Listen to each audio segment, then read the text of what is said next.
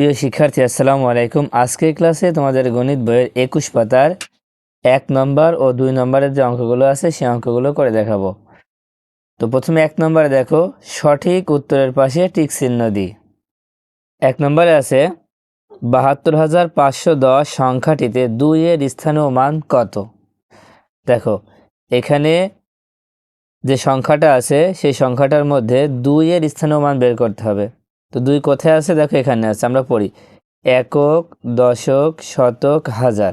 তোমার 2 আছে হাজারের ঘরে, তাহলে আমরা স্থানীয় মান ধরতে পারি কি হাজার। তার মানে গ নাম্বারটা উত্তর হবে। এবার 2 নাম্বার খেয়াল করো, 0, 9, 8, 3 অঙ্কগুলো দ্বারা বৃহত্তম সংখ্যা গঠন করলে 8-এর স্থানীয় মান কত হবে। দেখো এখানে যে 3টা অঙ্ক, এখানে যে 4টা অঙ্ক আছে, এই অঙ্কগুলো দ্বারা বৃহত্তম সংখ্যা গঠন করতে হবে। গঠন করার পরে 8-এর স্থানীয় মান বের করতে হবে। তো বৃহত্তম সংখ্যা গঠন করার নিয়ম কি? যখন কোনো এভাবে আলাদা আলাদা অঙ্ক দেওয়া থাকবে, তখন আমরা কি করব, বৃহত্তম সংখ্যা তৈরি করতে হলে বড় থেকে ছোট সাজাবো। বড় থেকে ছোট সাজাও। দেখো সব থেকে বড় সংখ্যা হচ্ছে 9, তার থেকে ছোট হচ্ছে 8, তারপরে 3, তারপরে 0। দেখো বৃহত্তম সংখ্যা তৈরি হয়ে গেল। 8-এর স্থানীয় মান দেখো একক, দশক, শতক। তার মানে 8-এর স্থানীয় মান হচ্ছে 8, তারপরে 2টা শূন্য হবে। 8-এর স্থানীয় মান প্রথমে 8 লেখে, তারপরে কয়টা শূন্য হবে? 2টা শূন্য। তার মানে কত হবে? 800 হবে। এই গ নাম্বারটা উত্তর। এবার 3 নাম্বার দেখো, 27,৫৩৪ কত অঙ্কের সংখ্যা হবে? দেখো এটা আগে আমরা এখানে লিখি। প্রথমে আছে 27 লক্ষ। 27 লক্ষ মানে আমরা 27 লিখে নিব। তারপরে আছে 500। দেখো মাঝখানে কি আছে? অযুত আছে, হাজার আছে, একটাও আছে, লক্ষর পরে চলে এসে শত। তাহলে আমাদের অযুত নেই, হাজার নেই। এই দুইটার জন্য আমরা 2টা শূন্য দিয়ে দেবো। অযুতের জন্য একটা শূন্য, হাজারের জন্য একটা শূন্য। কারণ অযুত আর হাজার মিলেই কিন্তু হাজার হয়। তার মানে এখানে আমাদের 2টা শূন্যই দিতে হবে, না হলে কিন্তু হবে না। তারপর আছে 500। 534 হচ্ছে 3, 10, 4, 34। তাহলে কয় অঙ্ক বিশিষ্ট হয়েছে? দেখো 1, 2, 3, 4, 5, 6, 7, 7 অঙ্ক। তাই গ হবে উত্তর। এবার 4 নাম্বার দেখো, 4, 8, 8, 6, 0, 7 অঙ্কগুলো দিয়ে গঠিত বৃহত্তম জোড় সংখ্যা কত? বৃহত্তম জোড় সংখ্যা তৈরি করতে হবে। তো দেখো বৃহত্তম জোড় সংখ্যা তৈরি করার আগে আমরা বৃহত্তম সংখ্যা তৈরি করে নেব। তো এটা যদি বৃহত্তম সংখ্যা তৈরি করা হয়, তাহলে কিভাবে করবা? আমরা কি বলছিলাম যে বড় থেকে ছোট সাজাতে হবে। বড় থেকে ছোট সাজালে এখানে বড় হচ্ছে 8, মানে পরপর 2টা 8 লিখে নিব। পরপর 2টা 8 লিখে নিলাম। নেওয়ার পরে তারপরে 7 লিখব। 7, তারপরে হচ্ছে 6, তারপরে 4, তারপরে 0। এখন দেখো আমরা এখানে যে বৃহত্তম সংখ্যাটা তৈরি করে ফেললাম, এখন এটা থেকে আমরা কি বের করব? জোড় সংখ্যা। দেখো জোড় সংখ্যা হতে হলে শেষের যে সংখ্যা থাকবে সেটা হবে জোড়। শেষের যে সংখ্যা হবে সেটা কি হবে? জোড়। এখন খেয়াল করো যে শেষের সংখ্যাটা কি আছে? 0 আছে। 0 থাকলে কিন্তু সেই সংখ্যাটাকে আমরা জোড় সংখ্যা বলবো। শেষে যদি 0 থাকে তাহলে পুরো সংখ্যাটিকে আমরা কি সংখ্যা বলবো? জোড় সংখ্যা বলবো। তার মানে এইটাই হবে উত্তর। তাহলে কোথায় আছে দেখো, এই খতে আছে। এবার 5 নাম্বার দেখো, রথি 5 অঙ্কে ক্ষুদ্রতম সংখ্যা লিখে সাথীকে তার আগের সংখ্যাটি লিখতে বললে সাথী কত লিখবে? 5 অঙ্কে ক্ষুদ্রতম সংখ্যা লিখলে আমরা কত লিখব? দেখো যখন কোনো অঙ্ক দেওয়া থাকবে না, মানে এইভাবে যখন কোনো সংখ্যা দেওয়া থাকবে না বা অঙ্ক দেওয়া থাকবে না, তখন 5 অঙ্কে ক্ষুদ্রতম সংখ্যা লিখতে হলে প্রথমে 1 লিখতে হবে, তারপরে 4টা শূন্য লিখতে হবে। তাহলে 5 অঙ্কের ক্ষুদ্রতম সংখ্যা হয়ে যাবে। তাহলে কি বুঝলাম? যে 5 অঙ্কের ক্ষুদ্রতম সংখ্যা যদি বলে প্রথমে 1 লিখতে হবে, তারপরে 4টা শূন্য লিখতে হবে, তাহলে 5 অঙ্কের ক্ষুদ্রতম সংখ্যা হয়ে যাবে। এখন এখানে বলা হয়েছে যে সাথীকে তার আগের সংখ্যা লিখতে বললে সাথী কত লিখবে? আগের সংখ্যা, তার মানে আগের সংখ্যা বললে 1 বিয়োগ করতে হয়। 10,000 থেকে 1 বিয়োগ করলে আমরা পাবো হচ্ছে 9,999। তাহলে কোথায় আছে? এই যে ঘ নাম্বারটা সঠিক। এবার 2 নাম্বারটা খেয়াল করো। 2 নাম্বারে আছে উচ্চস্বরে পড়ি, কথায় লিখি ও স্থানীয় মান নির্ণয় করি। তার মানে নিচের যে সংখ্যাগুলো আছে এই সংখ্যাগুলো প্রথমে উচ্চস্বরে পড়তে হবে, তারপরে কথায় লিখতে হবে এবং স্থানীয় মান নির্ণয় করতে হবে। তো 1 নম্বরে আছে কত দেখো, আমরা প্রথমে পড়ে নিই যে একক, দশক, শতক, হাজার, অযুত, লক্ষ। যদি কমা বসাই তাহলে আরও সহজ হবে। কমা বসানোর নিয়ম প্রথমে 3টার আগে, তারপরে 2টার আগে।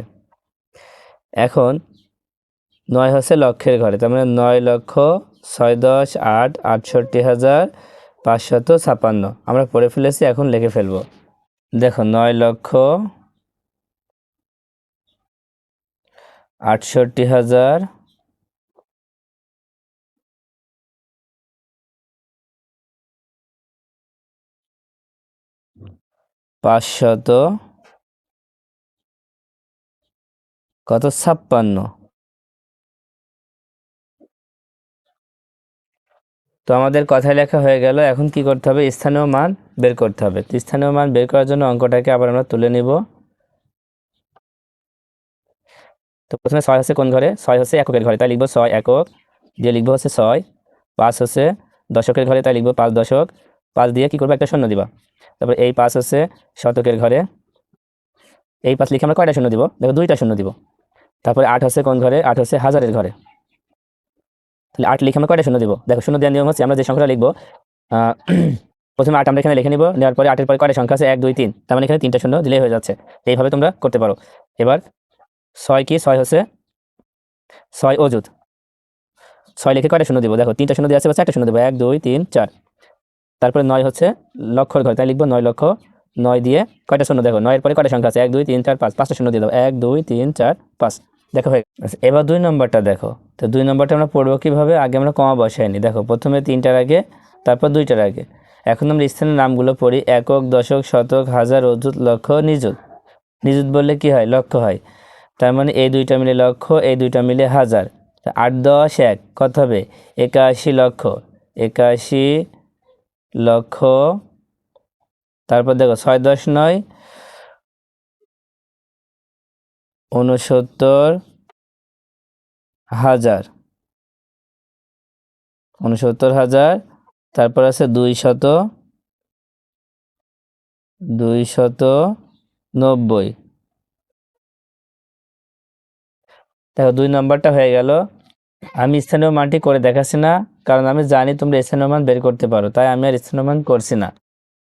এবার 3 নাম্বার দেখো, 3 নাম্বারটা আমরা আগে কমা বসাই নিই, কমা বসালে পড়া সহজ হয়। দেখো একক, দশক, শতক, হাজার, অযুত, লক্ষ, নিযুত, কোটি। তার মানে এখন আছে 2 কোটি 8 10 9 89 লক্ষ 1 10 6 16,782। লিখবো 2 কোটি